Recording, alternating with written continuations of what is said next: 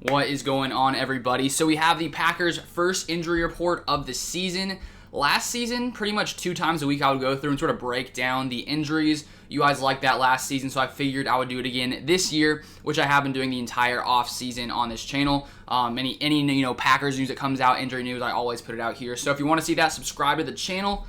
But now coming up in this first, week 1 game against the New Orleans Saints, obviously with it only being week 1, there luckily aren't too many injuries for the Packers coming into this game. The Packers were one of the teams in the NFL to really hold back tons of their starters in the preseason. I think every game they sat 30 or 32 players, which honestly I think is smart, because why would you want your starters out there playing, running around, potentially injuring themselves? Because we've seen some guys, go down during the preseason, or not us, but some players in the NFL. So I think it is very smart what the Packers have done at keeping their guys on the sideline and really just letting those guys who need to compete for roster spots go out there and play in those preseason games. So with that being said, the Packers have 3 guys on their injury report that came out, I think it was yesterday afternoon. First off, the biggest one here, we have ZaDarius Smith, who has been dealing with his back injury for the past month or so. He came into training camp on the non-football injury list, having suffered this back injury. And so there's still question marks as to whether or not he will play. So he has that back injury, and he was a limited participant in practice on Wednesday, which honestly I think is good news, because if he's already, limited on Wednesday, I'm guessing the Packers are just holding him back, letting him rest a little bit, not really throwing him in there, because what's the point of letting him go in there and, be a full participant if he still needs to potentially heal up a little bit? So honestly, my opinion is ZaDarius Smith will play. I saw him tweet out yesterday, week 1.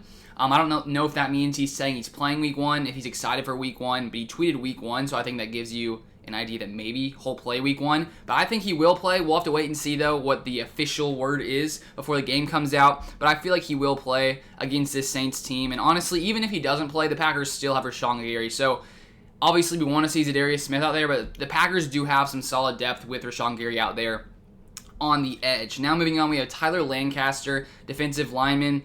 So he has a back injury as well, and he was also a limited participant in practice. Now, final Packers player, we have Vernon. So he has a hamstring injury, did not participate in practice yesterday on Wednesday.